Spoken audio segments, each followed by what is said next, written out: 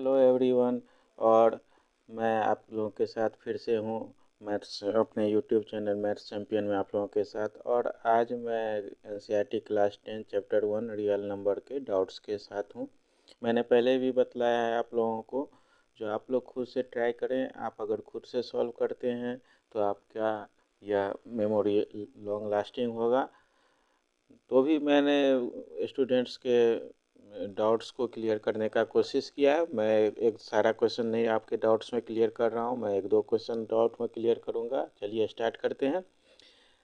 Class 10 NCERT chapter 1 real number से exercise 1.1 question number 1 का एक मैं सॉल्व करके मैं देता हूँ। इसमें आपको कह रहा है जो Euclid division algorithm to find the HCF of. तो इसका फर्स्ट पोर्शन कह रहा है जो आपको यूक्लिड डिवीजन एल्गोरिदम का यूज करते हुए एचसीएफ फाइंड करने के लिए तो 135 एंड 225 है आपके पास। तो सबसे पहले हम लोगों को करना क्या है, जो इसमें दोनों में छोटा नंबर कौन सा है उसको डिवाइजर के रूप में मेंशन करेंगे। आप यहाँ ध्यान दें, मैं इसको मेंशन कर रहा हूँ। आप जो इस पर जो गलती करते हैं वो गलती ना करेंगे। डिविडेंड, डिवाइजर और कोशिएंट और प्लस रिमाइंडर। और जैसे ही हमारा रिमाइंडर 0 हो जाएगा हमारा एचसीएफ आ जाएगा।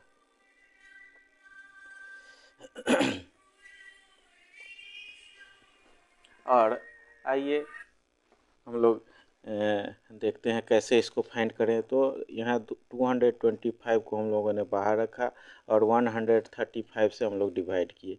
अब कितने बार में आएगा, तो 1 टाइम्स में ही आएगा। चूँकि 2 टाइम्स में 270 हो जाता है, तो ये 1 टाइम्स में। और हमारे पास रिमाइंडर के रूप में कितना आएगा, तो 90। ठीक है। तो आपके एचसीएफ पहले भी जान चुके हैं, जो ये कंटिन्यूस डिवीजन होता है, मीन्स जो है प्रीवियस डिवाइजर जो होता है वो हमारा डिविडेंड में कन्वर्ट हो जाता है। अब यहाँ ध्यान दें इसमें कैसे हम लोग को करना है। 100 तो हमारे पास अब क्या है, जो जो रिमाइंडर होता है वो हमारा डिवाइजर में कन्वर्ट होता है, मीन्स 90।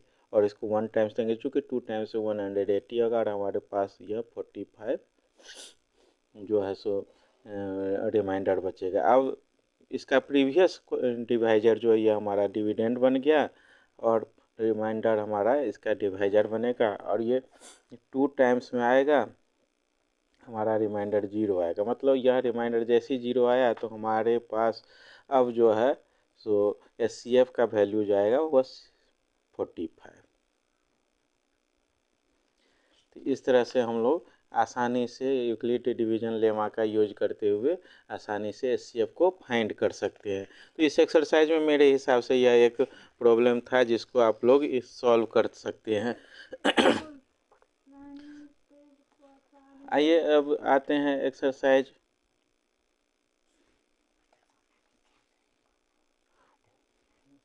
1.2 में। 1.2 में मैं एकमात्र क्वेश्चन को सॉल्व कर रहा हूँ, क्वेश्चन नंबर 6 को।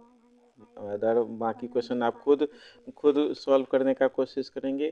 क्वेश्चन है आपका जो explain why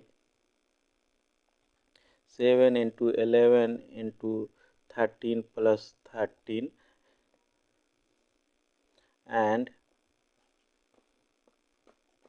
7 into 6 into 5 into 4 into 3 into 2 into 1 plus 5 are composite numbers.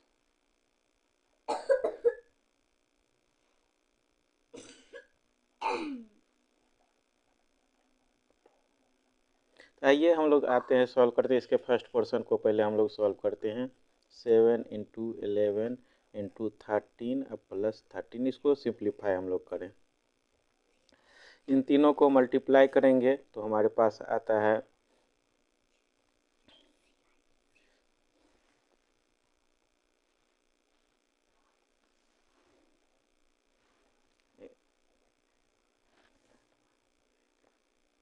1001 and plus 13 means 1014। अब यहाँ ध्यान दें 1014 को हम प्राइम फैक्टराइजेशन करके देखें क्या आता है। जहाँ तक आता है संभव उतना हम लोग करके देखें।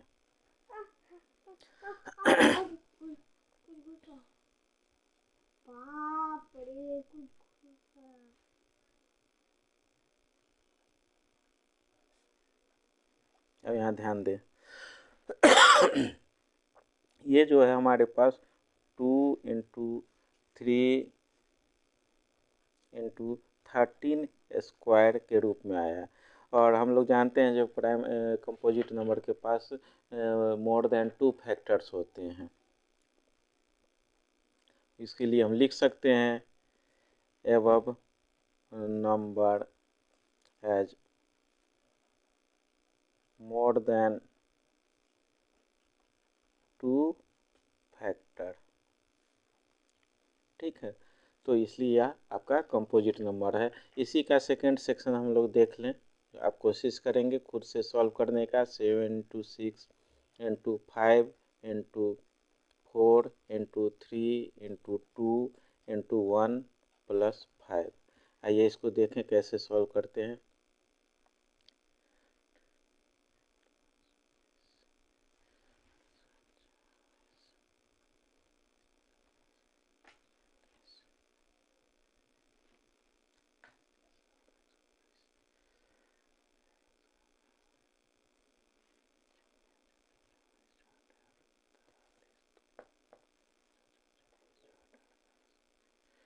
ये आता है हमारा 5040 या +5। ये हमारा रिजल्ट आया 5045। और इसको हम लोग प्राइम फैक्टराइज करके देख लें।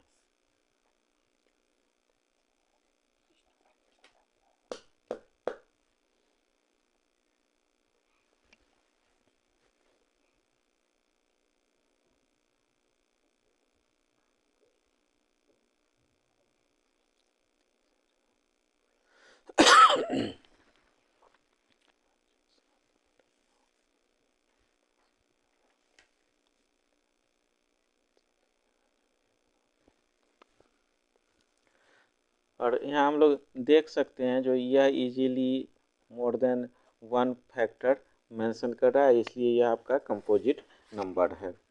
आइए हम लोग अब देखते हैं क्या कोई ऐसा सवाल भी है जो इसमें हम लोगों को करना है। मुझे नहीं लग रहा है जो अब कोई प्रॉब्लम आप लोगों के पास होना चाहिए। अगर इसके बावजूद आपको कोई प्रॉब्लम नज़र आ रहा है तो आप बेझिझक मेंशन करें मेरे कमेंट सेक्शन में आकर बतलाएं। जो मुझे इस चैप्टर में अभी भी डाउट है, इसमें कुछ क्वेश्चंस हैं जो मेरे समझ से नहीं आ रहे हैं, मैं उस डाउट को क्लियर करूंगा। और मेरे चैनल मैथ्स चैंपियन को अधिक से अधिक सब्सक्राइब करें, वीडियो को लाइक करें, शेयर करें, कमेंट करें और ऐसे ही मेरे साथ जुड़े रहें इजी स्टेप्स में मैथ को जानने के लिए। Thank you. ओके।